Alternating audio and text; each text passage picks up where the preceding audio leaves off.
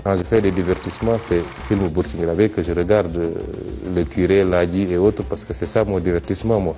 Toi, avec mon père. Ton père? Quel père? Ne te fous pas de moi. Lui ai parlé du monsieur de curé. Oh,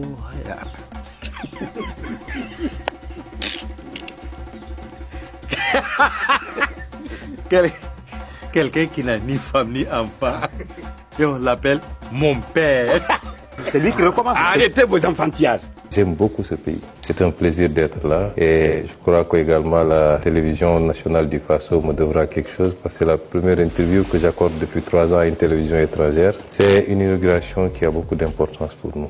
Tous ceux qui m'ont suivi depuis des années ont entendu la référence régulière que j'ai faite à Thomas Sankara dans mes discours, dans mes écrits également, qui certainement était peut-être un peu en avance sur son temps. Et c'est pourquoi c'est important pour moi d'être aujourd'hui ici et de représenter à travers moi son Excellence le Président de la République Bassirou Diomaye Faye, mais également tout le peuple sénégalais. Justement, que représente le président Thomas Sankara pour vous? Thomas Sankara, c'est pas seulement dans le discours politique, mais les actes qui ont été posés durant le court temps qu'a duré son règne pour souverainiser le Burkina Faso, pour ramener les valeurs et les traditions qui fondent la société burkinabé. Ça, c'est extrêmement important pour tout Africain qui veut aujourd'hui mener un combat similaire. Vous pensez que les pays africains aujourd'hui doivent s'inspirer donc de cet idéal de souveraineté, de lutte contre l'impérialisme qu'a incarné le président Thomas Sankara? Vous savez, je serais très prétentieux pour pouvoir parler au nom de toute l'Afrique. J'éviterai sûrement d'apparaître comme un donneur de leçons. Je peux, avec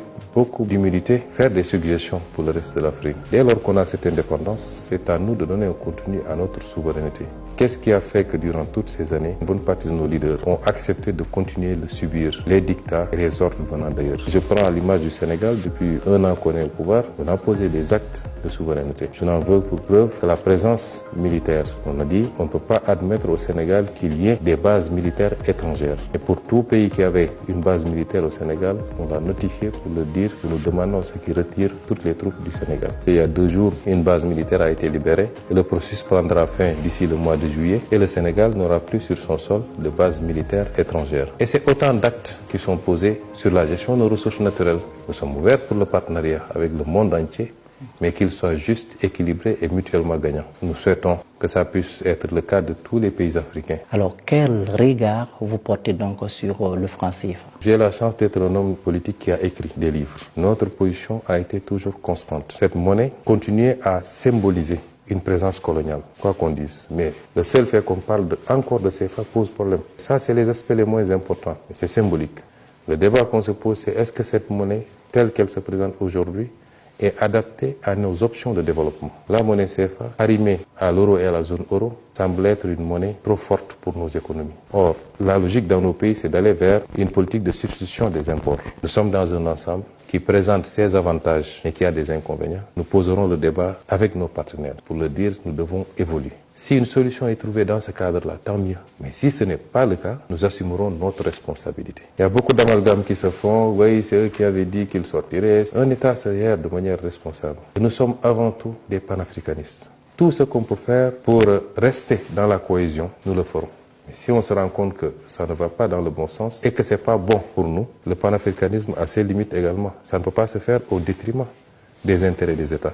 À partir de ce moment, nous assumerons toutes nos responsabilités par rapport à cette monnaie. Comment est-ce que vous avez vécu cette rupture entre la CEDEAO et l'AES? Avec beaucoup de regrets. Les rassemblements, c'est d'abord les rassemblements des peuples, avant d'être les rassemblements des dirigeants.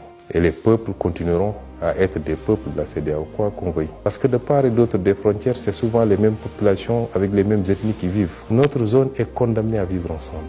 Nous sommes liés par l'histoire, par la géographie. Nous n'avons pas de choix. Des erreurs ont été commises à la base, principalement des erreurs de la CEDEAO. Je ne dis pas des choses pour plaire au pays de l'AES ou pour plaire à la CEDEAO. Nous devons aujourd'hui nous élever à la hauteur de nos responsabilités, tous tant que nous sommes. L'embargo qui a été fait contre le Mali, c'est inacceptable. Et un pays comme le Sénégal n'aurait jamais dû, en tout cas si nous étions au pouvoir, nous n'avons jamais accepté cela. On ne règle pas ces problèmes-là de cette manière. On ne peut pas choisir d'aller intervenir militairement dans un pays alors qu'on ne l'a pas suffisamment aidé à faire face à ces problèmes d'insécurité. Est-ce que si aujourd'hui la même situation se posait au Nigeria, la CEDEAO allait menacer d'aller intervenir militairement? Pourtant, tous les pays membres de la CEDEAO sont des pays d'égale dignité. Notre souhait, c'est que l'espace n'éclate pas. Prenez le cas du Burkina et du Sénégal. Nous avons 20 accords de coopération signés et ratifiés. Il y a 23 autres qui sont en cours de discussion. Vous pensez que c'est parce que le Burkina n'est plus dans la CEDEAO que ça va arrêter? Non. Nous allons continuer et même peut-être accroître la coopération.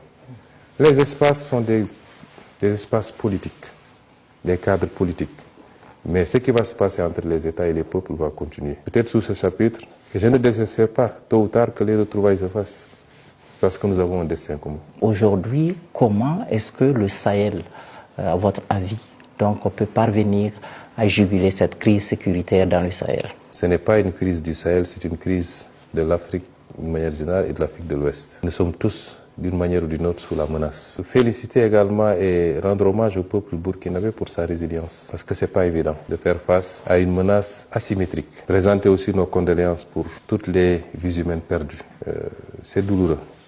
Vies humaines civiles comme militaires. Ceci dit, je crois qu'il y avait des initiatives. Elles ont été trop lentes et je crois que cette force en attente est toujours en attente. Quand il y a un problème politique dans un pays, la CEDEAO réagit rapidement. Sauf que dans le cas de mon pays, le Sénégal, la CEDEAO, on ne l'a pas entendu.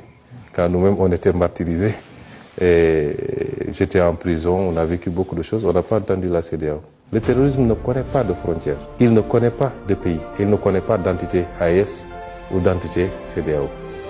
Il frappe partout où il peut frapper. Et à partir de ce moment, je conviens avec vous que les autorités de la CEDEAO doivent aujourd'hui se retrouver autour de ces questions essentielles avec celle de l'AES et qu'on dise qu'est-ce qu'on peut faire ensemble pour juguler ce phénomène. Le Sénégal et la France, parce que nous tirons donc vers la fin de cet entretien, alors quel est l'état de cette coopération aujourd'hui? Elle est comme toutes les autres coopérations. Je ne vais pas trop développer parce que je ne suis pas là pour parler de la France. Nous considérons que la France est un partenaire comme tous les autres.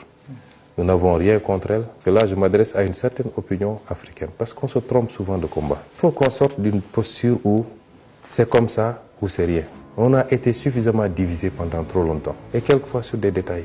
Aujourd'hui, il est question de réunir tous les panafricains, tous les souverainistes, de les réunir autour du combat qui est celui de la libération de l'Afrique, de la réappropriation par l'Afrique de ses ressources naturelles, de tout son potentiel. Le président Traoré, on se parlait, j'étais opposant. La dernière fois qu'on s'est parlé avant mon arrestation, c'était 48 heures avant mon arrestation. Donc, ce n'est pas d'aujourd'hui que datent nos relations. Et aujourd'hui, on a eu quand même la possibilité en tête-à-tête de beaucoup discuter. Et si on devait regarder les points de convergence, elles sont à 95%. Le Burkina, c'est le Burkina. Le Sénégal, c'est le Sénégal. La Côte d'Ivoire, c'est la Côte d'Ivoire. Un autre pays, c'est un autre pays. Et je réitère, nous, Sénégal, notre combat, au-delà des divergences qu'il y a, qu'on peut comprendre, de tout faire pour réunir les fils et les filles d'Afrique. Personne n'est plus panafricain que quelqu'un d'autre. C'est selon les contextes que les gens s'adaptent. Ça fait 10 ans que nous avons commencé en tant qu'opposants anonymes, inconnus. Il y a 10 ans, vous aurez parlé de Sonko au Burkina, les gens vous diront est-ce que ce n'est pas un Burkinabé, est-ce que ce n'est pas un Zongo qu'on a transformé en Sonko là-bas? Et on a fait notre petit chemin. Évitons les facteurs de division sur des détails souvent et mettons-nous autour de l'essentiel. J'ai toujours eu beaucoup d'admiration pour le Burkina. Quand je fais des divertissements, c'est film burkinabé que je regarde, le curé, l'Adi et autres, parce que c'est ça mon divertissement, moi. J'aime beaucoup ce pays. D'accord. Alors, dernière question, Monsieur le Premier ministre. Aujourd'hui, quel message vous avez donc à l'endroit de la jeunesse africaine? D'abord, un message d'unité. La jeunesse de l'Afrique, c'est sa force. Il faut qu'on transforme cette jeunesse non pas en charge, mais en dividende. Le 21e siècle doit être africain. C'est notre siècle. C'est le seul continent qui a encore des marges extrêmement importantes. Qu'on ne se trompe pas d'ennemis. L'adversité qu'il y a quelquefois entre même pour une petite compétition de football, c'est comme si c'est la guerre mondiale entre nos jeunes. Je pense qu'il faut aujourd'hui que notre jeunesse comprenne qu'elle doit être le fer de lance de cette unité. Un pays peut se développer s'il est bien géré, mais il ne sera jamais une puissance. Parce que pour être une puissance, il faut un territoire, il faut une population. Si je dis territoire, c'est un territoire vaste. Il faut une population. Le Burkina fait 25 millions ou 27 millions d'habitants. Le Sénégal en fait 18, ce n'est pas des marchés. La Chine fait 1,3 milliard, c'est pourquoi elle peut résister même aux attaques qu'elle subit. Il faut que l'élite politique soit à la hauteur également et sorte de ces conflits qui ne servent à rien. Mais M. Boubacar, d'où proviennent les armes que ces gens-là utilisent? Vous savez ce que coûte un drone? Vous savez ce que coûte même une Kalachnikov?